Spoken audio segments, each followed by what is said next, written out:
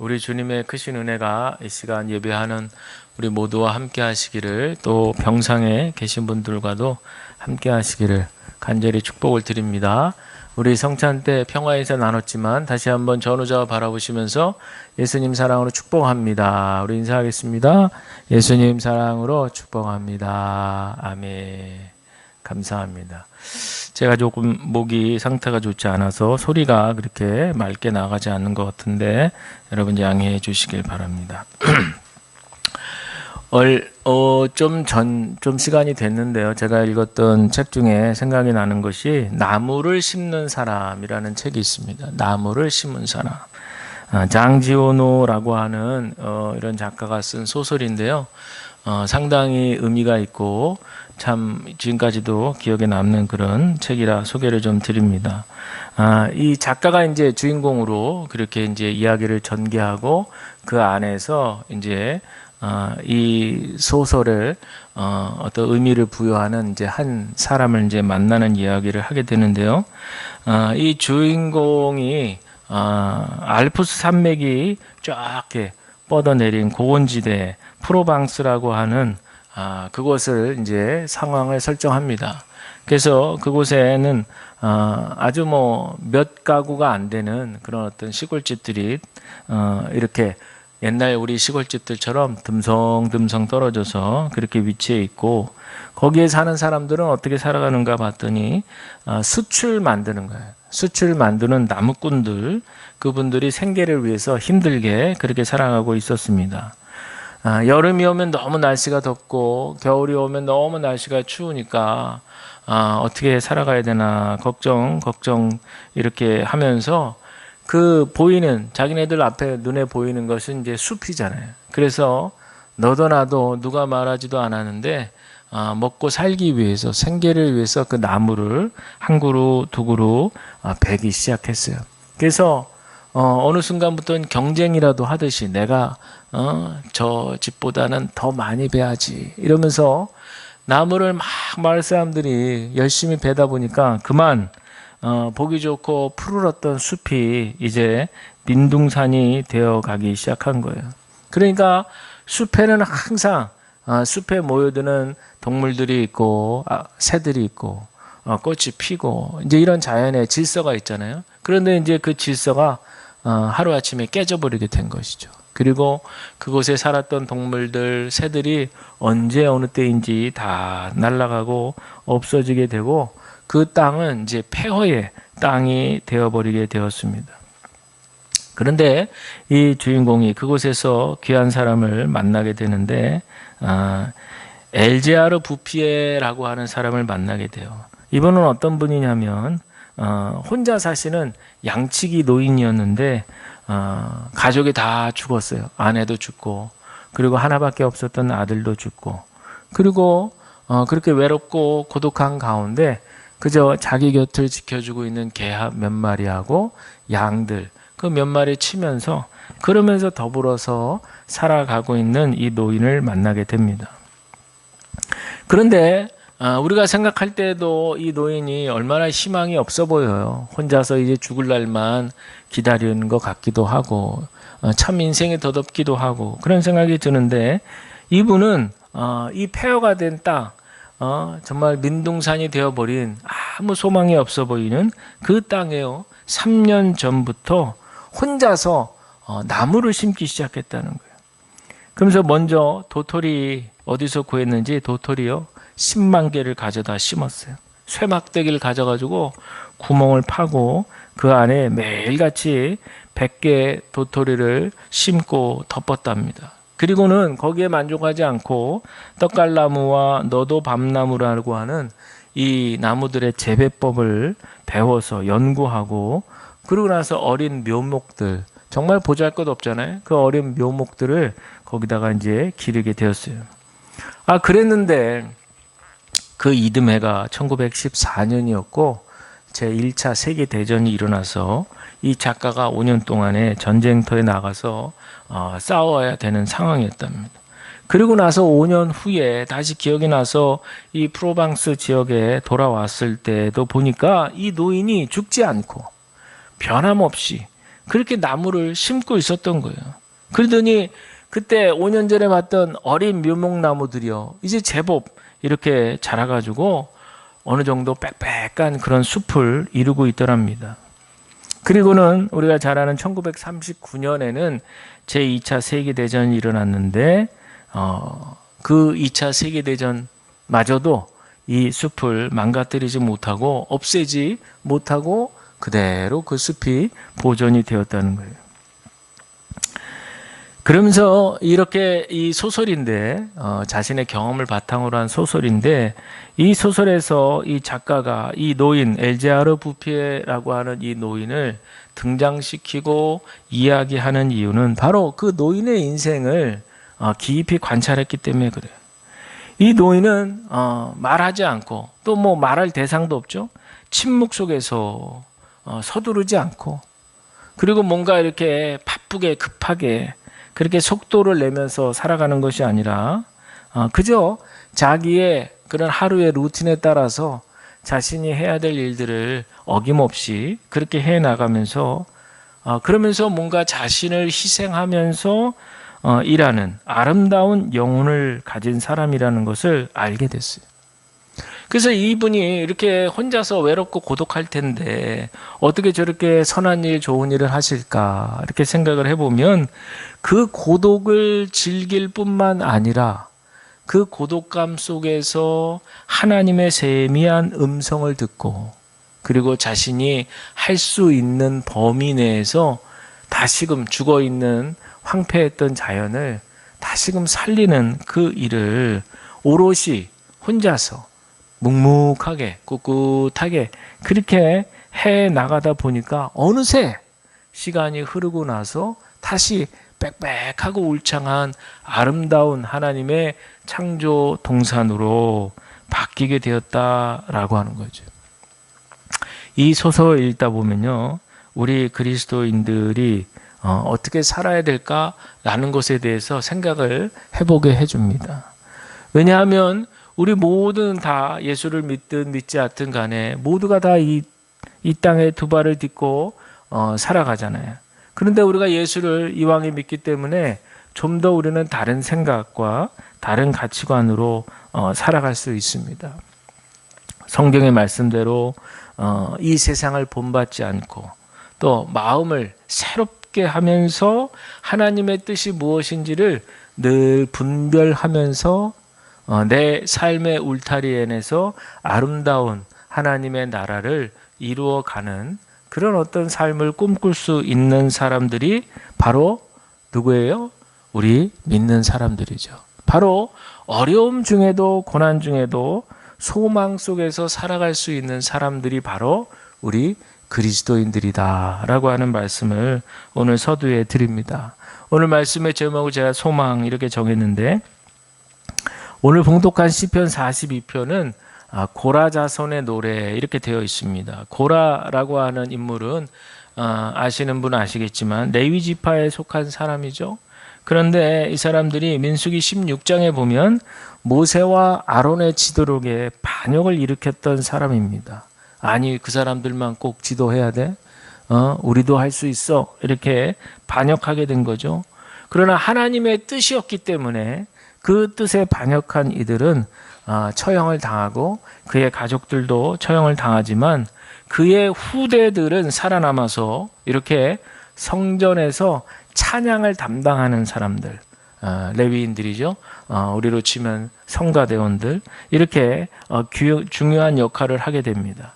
바로 이 시편은 그들이 부른 노래 중에 하나였다 이렇게 전해지고 있는데, 지금 환경 상황을 살펴보면 이 시의 저자는 성전으로부터 좀 멀리 떨어져 있다는 것을 6절을 보면 알 수가 있어요. 요단 땅과 헤르몬과 미살산 이렇게 나왔는데 이곳은 바로 이스라엘 영토에서 벗어난 지역입니다. 유다가 패망한 후에 도피자나 유배지로 이런 설정이 되면서 흩어져서 그렇게 살게 된 곳이니, 그 당시에는 예배하면은 예루살렘 성전만 드릴 수 있기 때문에 몸이 떨어져 있으니까 그곳에 가서 예배를 드릴 수 없으니 마음이 얼마나 갈급하고 사모했을까. 우리가 그것을 먼저 생각을 해봐야 됩니다. 그래서 1절을 보면 벌써 그 마음이 딱 느껴져요. 사슴이 시냇물 찾기에 갈급함 같이 그랬는데요. 이 세번역, 이거는 이제 개역 개정판이고요. 세번역 번역에 보면 뭐라고 되어 있냐면 사슴이 시냇물 바닥에서 물을 찾아 헐떡이듯이 이렇게 되어 있어요. 근데 사실 이 번역이 원문에는 더 가까운 번역이라고 그래요. 우리가 듣기에는 좀 성경에서 헐떡이다 이런 표현을 쓰나 고상하지 않다 이렇게 생각할 수도 있지만 그만큼 헐떡이는 그 목마른 자의 심정을 우리가 한번 생각을 해볼 수 있다는 거죠. 사슴이 목이 말라 물을 찾아 시냇가로 왔는데 막상 와보니까 시냇가 바닥에 물이 다 말라서 없는 거죠. 얼마나 이 사슴이 실망이 컸을까. 저는 감히 생각해 보건대 사슴의 이 목의 구조가 우리가 아는 대로 얇은 그 셀로판지 그 막이 있다고 그래요. 그래서 요게 이제 탁 붙으면서 그렇게 이제 소리를 내는 그런 역할을 하는 건데 여기에 이제 수분 공급이 되지 않으면은 이게 탁 붙은 채로 그냥 말라 비틀어진다는 거예요. 그러면 생명의 위협이 올 수 있는 아주 사슴의 입장에서 보면 굉장히 절체절명의 위기인 상황이죠. 우리가 이런 거를 이해하고 이제 요 1절에 있는 말씀을 보면 그 마음이 더 쑥 깊이 들어오는 것 같습니다. 얼마나 사슴이 헐떡였을까. 이 예루살렘에서 떨어져 있는 이 기도자의 마음도 한번 헤아려 봅니다. 과거에 예루살렘 성전에서 성도들과 함께 기쁘게 예배드렸던 광경을 상상하는 거예요. 우리 코로나 때 예배당에 오고 싶어도 오지 마십시오 했던 시절이 있었잖아요. 예. 그래가지고 우리 권사님들도 그랬지만 그냥 집에서 예배 드리는 게 얼마나 힘들었는지. 왜냐하면 젊은 사람들은 다 또 이제 핸드폰도 유튜브 자유롭게 사용하는데도 그게 잘 원활하지 않으니까. 그래서 막 어떤 분은 집에서 기독교 방송으로 예배 드리기도 하고 말이죠. 그러니까 막 그 답답한 마음이 그러다가 이제 어느 정도 시간이 지나서 좀 풀려가지고 다시 오십시오 했을 때 그 막 개운했던 그 마음들을 저도 마찬가지죠. 저도 우리 그냥 가족들만 딱 앉혀놓고 그렇게 영상을 찍으면서 실시간으로 그렇게 예배했던 때 휑 해가지고 그랬던 때가 있었는데 그게 이제 풀리면서 또 다시 오게 됐을 때 그때 그 기쁨과 감사는 이루 말할 수가 없습니다. 지금 이 시를 노래하고 있는 이 기도자도 마찬가지 않을까 생각해요. 그곳에 가서 예배 드려야 마음이 시원할 텐데 지금 그를 하지 못하는 자신의 이 처지, 그냥 마음이 헛헛한 것이죠. 그리고 그냥 그 옛날에 생각하면 그 은혜 받고 같이 얼굴을 보며 기쁨으로 예배했던 그 모습들이 자꾸 생각이 나는 겁니다. 그 4절에 이제 이 일을 기억하고 내 마음이 상한다고 그랬어요. 그때 일을 기억하면 할수록 마음이 너무나 상하는 거예요. 거기에는 또 3절에 거기다가 이방인들이 비아냥거리면서 이렇게 얘기하지 않습니까? 야, 니네 하나님 어디 있냐? 이러면서 아주 빈정대는 거예요. 이 사람들 지금 예루살렘으로 갈 수 없는 그런 상황에서 곁에 있는 이방 나라의 이방 사람들이 야, 네 하나님, 니네가 믿는 하나님은 도대체 살아있는 신이야, 죽은 신이야 이러면서 빈정거리니 그 속이 얼마나 뒤집어지겠어요. 이런 상황에서 기도자는 낙심하고 불안에 빠지죠. 거기다 하나님에 대한 믿음도 흔들립니다. 그래서 이것을 어떻게 해결해야 되나? 이제 우리가 그걸 살펴보는 건데 자신의 영혼을 향해 흔들리지 말라고 스스로 타이르는 말이 우리 5절 말씀이에요. 우리 5절 다 같이 한번 읽어볼까요? 다시 한번 시작. 내 영혼아 네가 어찌하여 낙심하며 어찌하여 내 속에서 불안해하는가? 너는 하나님께 소망을 두라. 그가 나타나 도우심으로 말미암아 내가 여전히 찬송하리로다. 아멘. 지금 이 말씀은 누가 옆에서 자기한테 해주는 게 아니에요. 자기가 지금 자기 영혼에게 얘기하는 겁니다. 자기 영혼을 타이르는 말이에요. 내 영혼아 그랬잖아요. 지금 우리가 사실 이렇게, 이거 너무나 뭐 성경에 있는 말씀이니까 당연하겠지 이렇게 생각할 수 있지만 사실 이렇게 되기 쉽지 않습니다. 이건 좀 이따 말씀을 드리고, 그리고 나서 이 기도자는 하나님을 깊이 묵상하는 거예요. 6절에 그 끝에 보니까 기억하나이다 그랬잖아요. 개역개정에는 기억하나이다, 새 번역판에는 생각합니다 이렇게 번역하는데 기억하나이다 이 번역이 더 좋은 것 같아요. 과거에 우리 하나님께서 이 기도자들에게 또 그 신앙 공동체에 행해 주셨던 그 은혜들을 하나하나 기억해보고 생각해보니까 너무나 그 하나님의 은혜가 떠오르고 말이죠. 그러고 나니까 비록 지금 상황은 변한 게 없고 어려울 뿐이지만 하나님께 대한 멀어져 있는 그런 어떤 믿음의 관계, 신뢰의 관계가 점점 회복되는 것 같아요. 8절에 보니까 낮에는 그분의 사랑이 보이고 밤에는 마음의 찬양이 차오릅니다. 이게 이제 시라서 이렇게 표현했는데 참 기막힌 표현이에요. 우리도 이렇게 좀 뭔가 마음에 있는 걸 표현하고 싶은데 우리 표현력이 부족해. 그래서 여러분 시편을 많이 읽잖아요. 그러면 나 대신 표현해줘. 이미 시에서 다 표현이 돼 있어, 내 마음을. 얼마나 좋은지 몰라요. 이 42편도 그런 거 아니에요? 낮에는 그분의 사랑이 보이고 밤에는 마음의 찬양이 차오릅니다. 이거 한 절만 생각해도 그냥 마음에 하나님의 은혜가 생각이 나는 거죠. 그러고 나니까 하나님께 대한 믿음이 어느 정도 회복이 됐다고 생각했는지 9절에 다시금 이제 호소하는 거예요, 하나님께. 이방인들은 계속해서 네가 믿는 하나님이 어디에 있느냐 빈정대지만 10절에 하나님의 구원의 손길이 우리를 구원해 주실 것이다 그러면서 우리 안심하고 용기를 내라 하면서 자기 자신을 다독이면서 이 시를 마무리하고 있습니다. 오늘 말씀에서 우리가 오늘 시에서 눈여겨봐야 될 부분이 있어요. 그건 이 기도자가 위로를 어디서 받았느냐는 거예요. 어디 사람들 쫓아다니면서 붙들고 나 좀 위로해 주세요. 내가 지금 너무 힘들어요. 이렇게 하지 않았다는 거예요. 사람에게 찾아가 위로 구하는 것이 아니라는 거예요. 먼저 자기 안에 이 낙심해 있는 상황을 먼저 마주했어요. 보통 사람이 낙심된 상황을 만나면 거기에 푹 빠지게 돼 있거든요. 정신을 못 차려. 그런데 이 시인은 그 낙심된 자신의 상황, 환경을 마주하는 거예요. 객관적으로 마주하는 거예요. 그리고 그 낙심의 상황을 살짝 들어가지고 어디로 가는 거예요? 하나님 앞으로 가져갔다. 그리고는 외치는 겁니다. 하나님께 소망을 두라. 하나님께 소망을 두라. 좀 전에도 말씀드렸지만 인간은 자기중심적이에요. 그래서 어떤 낙심된 일에 빠지면 그 상황 속에 깊이 빠지게 되고요. 그 낙심 바이러스가 온몸에 퍼지게 되면 우리의 정신뿐만 아니라 우리의 육신까지도 지배하게 됩니다. 그리고는 며칠이 지나도 힘을 잃은 채 그렇게 살아가게 되고 정신을 똑바로 차리기도 어려울 수가 있어요. 심하면 스트레스, 과다 혹은 트라우마 이런 걸로 병원 치료를 받아야 할 수도 있습니다. 그러나 이런 때에 우리가 하나님의 말씀을 우리 영혼에 받는다라고 하는 것은 마치 어떤 것이냐? 고요한 연못에 돌 하나 탁 던지면 어떻게 돼요?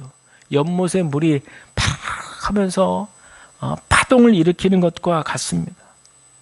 보통 우리가 낙심된 일로 인해서 정신을 차리지 못할 때 하나님의 말씀이라고 하는 돌멩이가 우리 영혼의 연못을 탁 던져지게 되면 온통 낙심된 상황 속에 빠져있는 우리의 영혼의 연못에 파동을 일으키는 거예요. 온통 우리의 영과 육과 혼이 정신을 차리지 못하고 혼미하고 우리의 전 인격이 제 힘을 쓰지 못하고 있을 때 그 하나님의 말씀의 돌멩이가 툭 던져지면 다시 우리의 전 인격에 새로움을 일으키게 된다는 거예요. 우리 영혼의 새로움이 일으켜지게 되면 그것이 급하게 우리의 전 육신과 영혼과 정신으로 퍼져가게 됩니다. 그리고는 다시 힘을 얻게 되는 거죠. 정신을 번쩍 차리게 되는 거예요. 바로 그 차리게 된 포인트, 그 지점이 바로 언제냐? 생명의 양식인 하나님의 말씀이 우리 안에 던져지게 되는 때임을 여러분 기억하시기를 바랍니다. 사슴이 목 구조 아까 설명드렸잖아요. 이 얇은 셀로판지처럼 돼 있어가지고 이거 말라붙으면 죽을 수 있어요. 지금 사슴의 이런 행동은 자기의 생명과 직결되는 문제입니다. 조국이 패망해서 고향으로 갈 수 없는 자신들의 처지, 이방 땅에 전전긍긍하면서 이제 더 이상 우리가 그토록 기뻐하며 예배했던 그 성전으로 나아가지 못한다라는 생각이 머릿속에서 떠나질 않아요. 그러니까 하루하루를 살아도 사는 것 같지가 않은 거지. 아휴, 이렇게 사람 뭐하나? 차라리 그냥 죽는 게 낫지. 폐허된 조국은 회복될 기미가 보이지 않고, 그러면 그럴수록 이 기도자의 낙심은 점점 더 깊어지면서 그 영혼이 바짝 말라가는 겁니다. 그러니 그 어디에도 소망을 발견할 수 없어요. 거기다 함께 사는 그 이방 사람들의 조롱 섞인 말들이 끊이질 않습니다. 계속 귓가에 맴돌고 있는 것이죠. 그런데 이런 상황에서 이 기도자는 뭐라고 고백해요? 하나님께 소망을 두라. 보통 이러면은 우리 뭐라고 얘기해요? 하나님 없어. 끝이 났어. 뭐 이런 절망 섞인 말을 하잖아요. 그런데 이 시인은 뭐라고 얘기해요? 하나님께 소망을 두라. 그렇게 입술에 고백을 한 후에 거기에 맞춰서 그분을 깊이 생각하고 묵상하는 거예요. 여러분, 이 우리 말의 혀가 얼마나 중요한지 몰라요. 혀는 뭐 새치 안에 인생이 다 담겨져 있다고도 얘기하는데 우리가 어떤 말을 내뱉느냐가 너무 중요한 거예요. 믿음의 말을 선포하시기를 주의 이름으로 축원합니다. 하나님께 소망을 두라. 내 입을 벌려서 고백할 수 있어야 되는 거죠. 그리고는 그분을 묵상하는 거예요. 이렇게 되면 여러분, 소망이라고 하는 것은 감정이 아닙니다. 그렇게 됐으니, 소망을 가질 만한 상황이 됐으니 우리가 소망을 갖자? 아니에요. 소망은 결단이고 소망은 태도입니다. 이것이 바로 믿는 우리들이 취해야 될 바른 태도인 것을 여러분 기억하시기를 바랍니다. 그래서 이 시편의 시인이 선택한 길은 뭡니까? 나는 그가 나타나 도우심으로 말미암아 내 하나님을 여전히 찬송하겠다는 말이에요. 왜 이 고백이 중요한지 아세요? 지금 이 현실이 바뀐 게 없어요. 여전히 지금 딴 나라에서 고생하면서 고향 땅에는 가보지 못하고 예배드리지도 못하고 성전에 근처에도 가지 못하는 이 답답한 상황이지만 여전히 나는 하나님을 찬송하리로다. 내가 어느 곳에 있든지 간에 내가 여전히 하나님을 찬송하리로다. 바로 이 믿음이 소망을 갖겠다는 결연한 그런 의지를 보여주는 겁니다. 어쩌면 우리는 예배의 소중함을 깨우치기 위해서 이 예배에 관한 정의를 다시 생각해 봐야 될 것 같습니다. 우리는 보통 예배하면 예배를 드린다.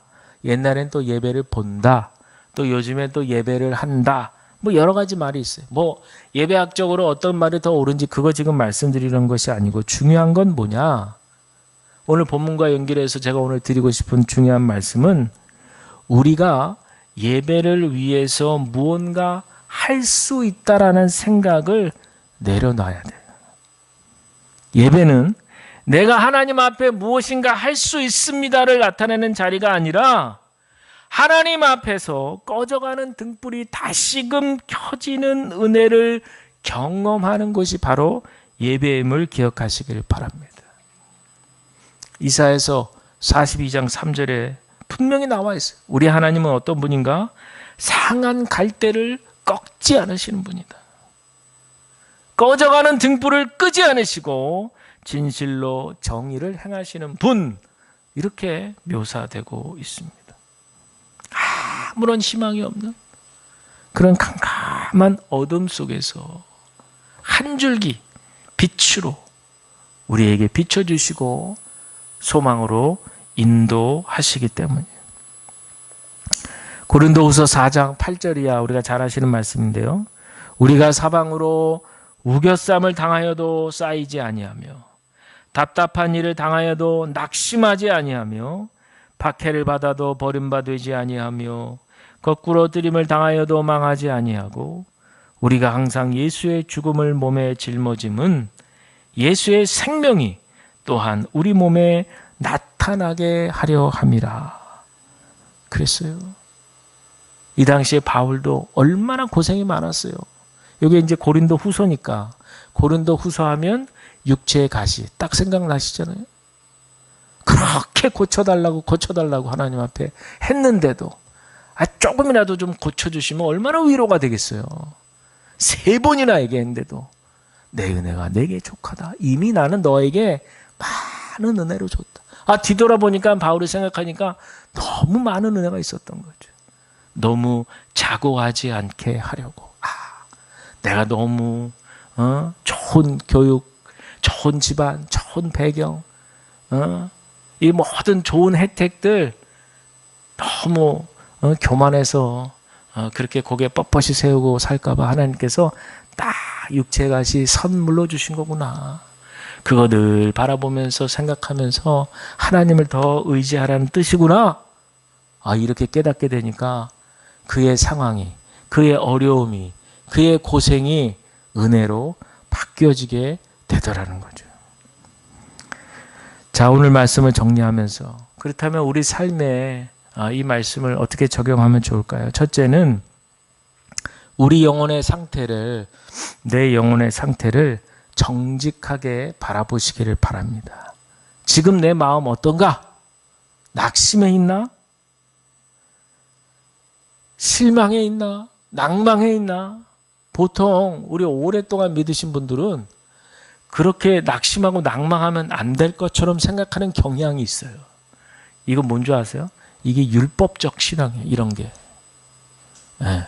그리고 마치 내가 이렇게 낙심하고 낭망한 모습을 사람들한테 비추면 아유 저분은 오랫동안 신앙생활했는데 왜 저 모양이야? 막 이런 얘기 들을 것 같기도 하고 막 사람들 의식이 되는 거예요. 물론 속에서부터 그런 강건함으로 그런 낙심 속에서도 하나님 의지하며 이겨내시는 분들 많이 계시죠. 많이 대다수의 분들이 그렇게 하시죠. 그런데 율법적인 그런 신앙 안에 갇히게 되면 내 안에 그런 낙심과 낭망을 제대로 보지를 못하는 거예요. 오늘 드리고 싶은 첫 번째 말씀은 이런 우리의 감정을 부정하거나 억누르지 말고 하나님 앞에 내 영혼아 이렇게 부르시는 용기를 갖게 되시기를 바랍니다. 하나님 앞에서 뭐 이래서 되고 저래서 안 되고 그런 게 없어요. 우리는 구약 성경만 믿는 사람들이 아니거든요.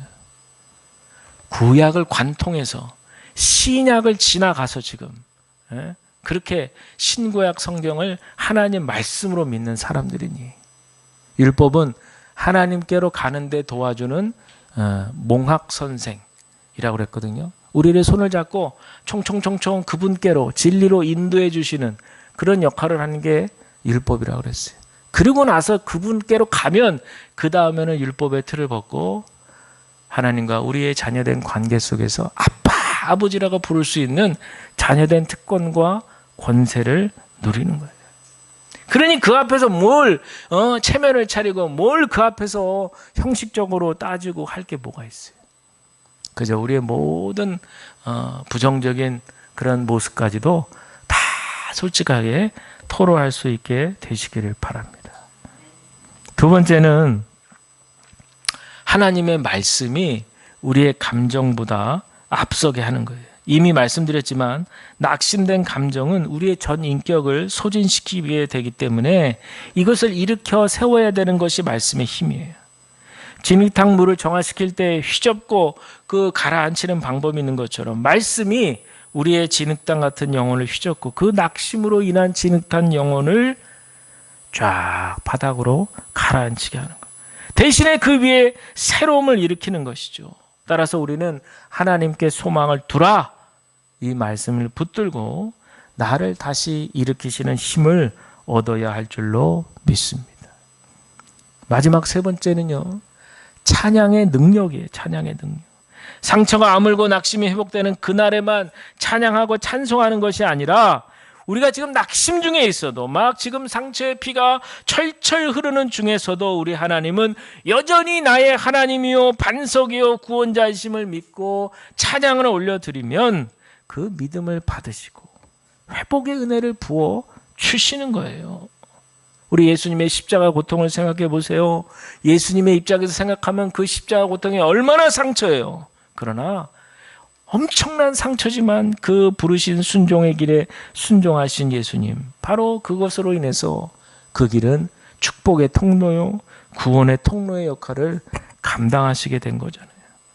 따라서 여러분, 우리의 상처도 우리의 아픔도 때로는 하나님께서 사용하실 수 있습니다. 헨리 나우엔의 상처 입은 치유자라는 책 제목도 있듯이 바로 예수님의 삶을 상처 입으셨지만 그것으로 많은 사람들을 구원하시는 치유자다, 이렇게 묘사하신 거예요. 마찬가지로 우리도 살면서 받은 여러 가지 고통과 상처들을 믿음으로 잘 회복하고 하나님과 더 가까이 나아가면 그것을 통해서 비슷한 상처를 입으신 분들에게 회복하고 그분들에게 위로가 되고 그분들을 또 위안 줄 수 있는 축복의 통로로 저와 여러분 우리가 사용될 수 있다는 사실을 저와 여러분들 기억하시기를 바랍니다. 바라기는 낙심 중에도 여전히 하나님을 찬송하시기로 결단하시는 저와 여러분 다 되시기를 주님의 이름으로 간절히 축원드립니다.